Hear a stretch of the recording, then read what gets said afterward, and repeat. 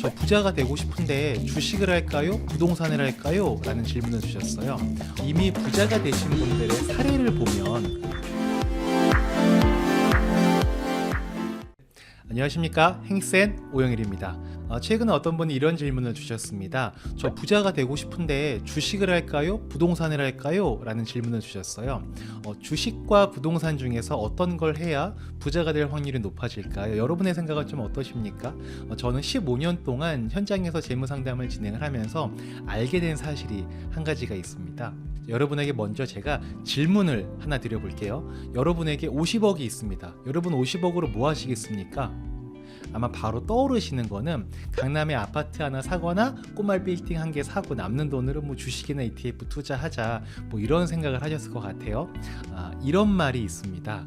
큰 돈은 부동산에 담는다.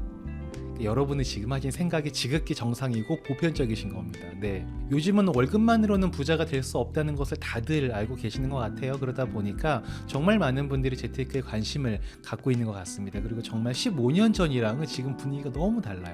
근데 부자가 되는 데 있어서 어떤 투자가 유리한지에 대한 정답은 없겠지만 이미 부자가 되신 분들의 사례를 보면 정답에 가까운 힌트를 얻을 수는 있을 것 같아요. 제가 그분들을 만나보니까 대부분 그분들은요, 금융자산보다 부동산 자산이 많았습니다. 저희 고객분들 중에서도 저희랑 함께 관리하는 자산이 10억이면 그분의 뒤에 숨어있는 부동산 자산은 막 90억이랬습니다. 그리고 그분들의 말씀을 들어보니까 주식보다 부동산으로 버신 돈이 많았다고들 하십니다. 심지어 제가 아는 금융권 사람들도 뭐 지점장님들이나 뭐 PB 같은 분들 있잖아요. 그분들도 주식이나 ETF로 투자해서 버신 돈보다 열심히 일해서 월급 받고 그 돈으로 집을 샀는데 집값이 올라서 부자가 된 경우가 많았어요. 그렇다고 제가 뭐 금융투자보다 부동산이 좋으니 부동산 투자하세요 이런 말씀을 드리려고 하는 건 아니고요. 다만 부동산의 어떤 면이 자산 증식에 도움이 되는 것인지 같이 한번 알아보면 좋을 것 같아서 이 말씀을 좀 나눠볼까 합니다. 우리 부동산으로 부자 되신 분들은 종종 보는데 주식해서 부자 보신 분들은 좀처럼 보기가 쉽지가 않죠. 왜 그럴까를 보면 여러 가지 이유가 있겠지만 첫 번째는 레버리지 활용 때문에 그런 것 같아요. 투자에서 레버리지는 대출을 말합니다. 빚을 이야기하는 거죠.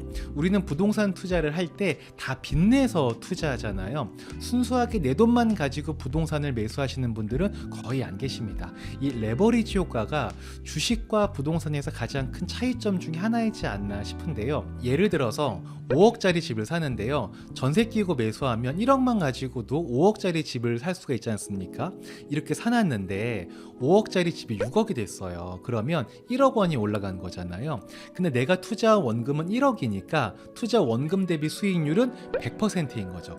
나는 1억을 투자했지만 레버리지를 활용했기 때문에 실제로는 5억을 투자한 효과를 볼 수가 있는 거죠. 물론 이런 레버리지 투자는 주식에서도 할 수 있습니다. 저금리로 대출을 받아서 투자를 해도 되고 상품 자체가 뭐 2배, 3배로 움직이는 그런 파생 상품들도 있죠. 근데 주식은 레버리지를 활용해서 투자하기가 굉장히 힘듭니다. 네, 방법이 어려운 게 아니고요. 심리적으로 굉장히 어렵습니다. 아마 해보신 분들은 아실 거예요. 이게 무슨 말씀이냐면 주식은 가격 변동이 굉장히 많죠. 변동폭도 크고 가격이 매일매일 요동치기 때문에 그걸 보고 있는 것만으로도 심리적인 압박과 불편한 자극들이 생깁니다. 근데 레버리지를 이용하면 그 자극이 몇 배로 커지게 됩니다. 그냥 원금을 가지고 주식 투자를 했을 경우를 우리가 크루즈선을 타고 여유롭게 항해하는 거라면 레버리지를 이용해서 주식 투자하시는 거는 큰 태풍 속에서 조각배 타고 있는 그런 기분일 거예요. 주식시장은 매일같이 이런저런 기사와 이슈들이 나오는데 그 많은 정보에 민감하게 반응을 하게 되고요. 그러다 보면 엄청나게 스트레스를 받게 됩니다. 그러다 보니까 모든 투자의 기본인 장기 투자를 하기가 어려워지게 되고 잦은 변동에 잦은 매매를 하게 되고 잦은 매매는 결국 손실을 보게 만들 확률이 매우 높죠.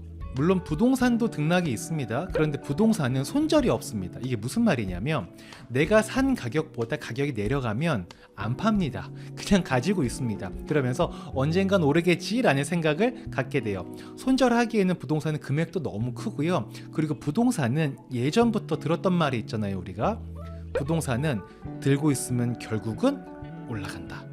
그러니까 부동산은 손절하지 않고 자연스럽게 장기 투자를 하게 됩니다. 이게 바로 주식 부자보다 부동산 부자가 많은 두 번째 이유이지 않나 싶습니다. 부동산은 시작부터 장기 투자를 염두하고 시작을 하는 거죠.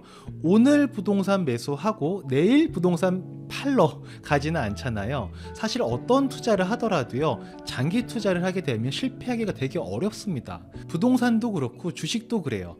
여기서 제가 말씀드리는 주식은 지수형 ETF를 이야기하는 겁니다. 주식도 장기 투자하면 손해보기가 쉽지가 않거든요. 손해보고 싶어도요, 부동산처럼 10년씩 가지고 있으면 가격이 내려가라고 기도를 해도 가격이 내려가질 않습니다.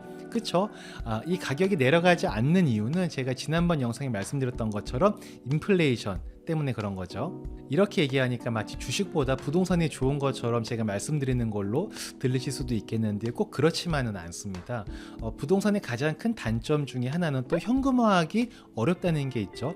결국 돈은 쓰려고 모으고 불리고 하는 건데 막상 쓰지를 못하면 의미가 없지 않습니까? 그래서 부동산과 금융의 밸런스를 적절히 유지하는 게 굉장히 중요합니다. 그래서 보통은 사회초년생 때는 주식을 통해서 시드머니를 모으고 불리게 되고요.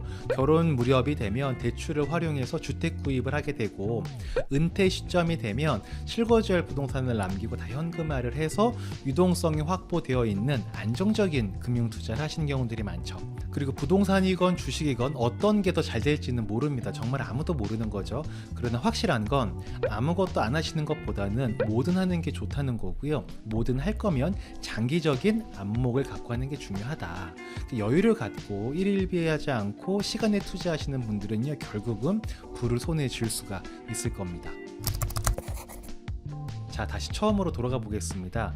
20대 후반 미혼 남자분의 질문이었었거든요. 주식과 부동산 중에 어떤 게 더 부자가 될 확률이 높을까요? 였었는데요. 이에 대한 제 답변은, 처음엔 주식 투자를 하고 일정 규모 이상이 되면 부동산 투자를 하셔라. 그리고 내가 살 집 하나 정도는 구해놓고 그 다음에 다시 주식 투자를 하셔라. 목돈은 부동산에 넣고 월급은 주식을 사 모아가라 라고 안내를 드렸습니다.